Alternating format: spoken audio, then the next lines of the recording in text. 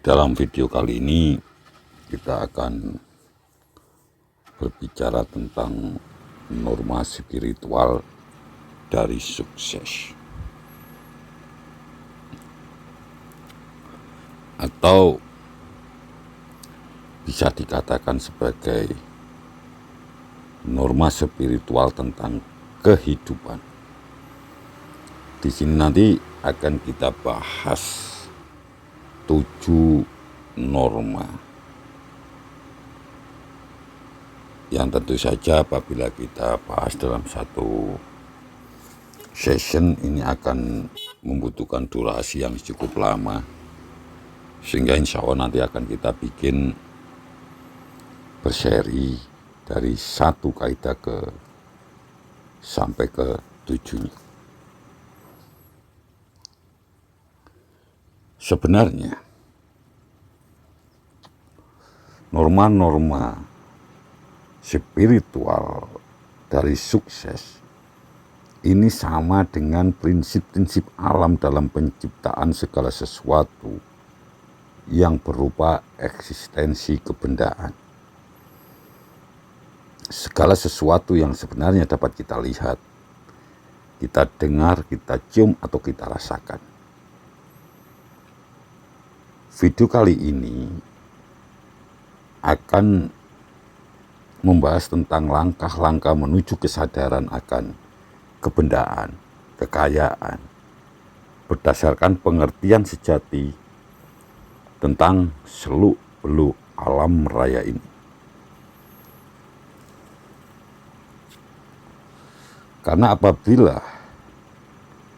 langkah-langkah ini telah merasuk ke dalam jiwa kita, di dalam kesadaran kita, maka kita akan mampu dengan mudah menciptakan kekayaan tersebut tanpa batas dan mengalami sukses dalam setiap upaya yang kita lakukan. Sementara itu, sukses dalam kehidupan ini bisa kita definisikan sebagai semakin meluasnya kebahagiaan secara terus-menerus, secara kontinu, serta semakin berlanjutnya realisasi dari tujuan-tujuan yang telah kita tetapkan dan bermanfaat. Sukses adalah sebuah kemampuan untuk dengan mudah memenuhi hasrat-hasrat kita. Meskipun sukses sebenarnya banyak yang memandang sebagai sebuah penciptaan kekayaan. Padahal kekayaan senantiasa dipandang sebagai proses yang memerlukan kerja keras dan sering dianggap berlangsung dan didapatkan dengan cara merugikan orang lain. Kita semua memerlukan pendekatan yang lebih bercorak spiritual terhadap arti sukses itu sendiri dan juga terhadap kemakmuran yang merupakan arus berlimpah dari segala hal yang baik. Berbekal pengetahuan dan penerapan kaidah spiritual tersebutlah kita bisa menempatkan diri kita di dalam keselarasan dengan alam raya ini, serta melakukan penciptaan dengan santai, bahagia, gembira, serta dengan penuh kasih sayang.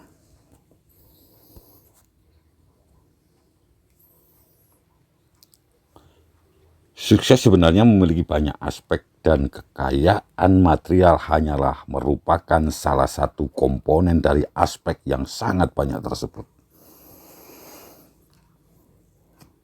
Selain itu, sukses sebenarnya adalah sebuah perjalanan, bukan merupakan tujuan akhir. Kelimpahan material dalam segala perwujudannya kebetulan merupakan salah satu hal yang membuat perjalanan itu lebih menyenangkan.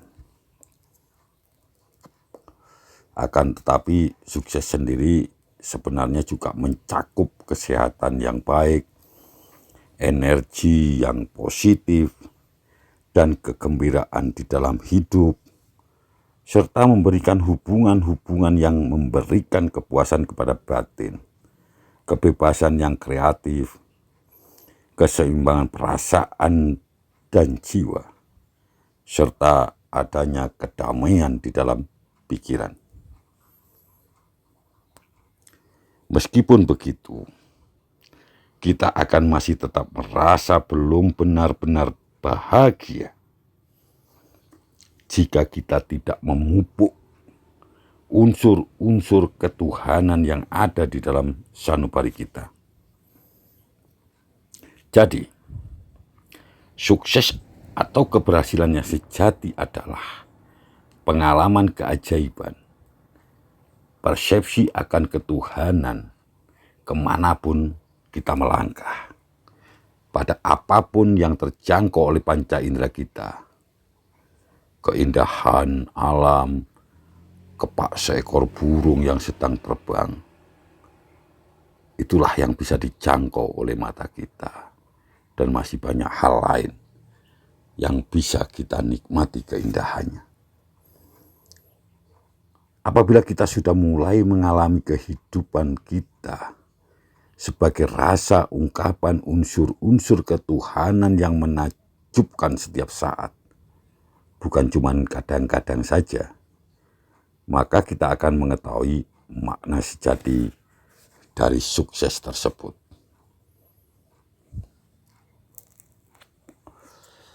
Sebelum nanti kita membahas ketujuh norma spiritual itu, sebaiknya kita pahami dulu konsep norma yang apabila kita maknai secara luas juga bisa disebut sebagai hukum.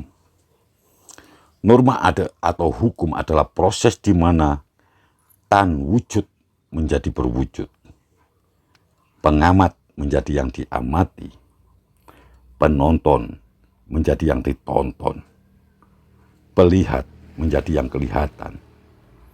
Jadi norma ini merupakan proses, dan melalui proses ini impian-impian dijadikan kenyataan oleh yang memimpikannya.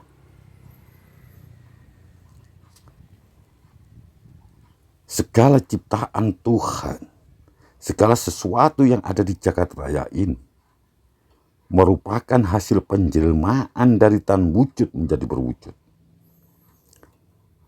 Segala yang saat ini kita saksikan sebenarnya berasal dari yang tidak pernah kita ketahui.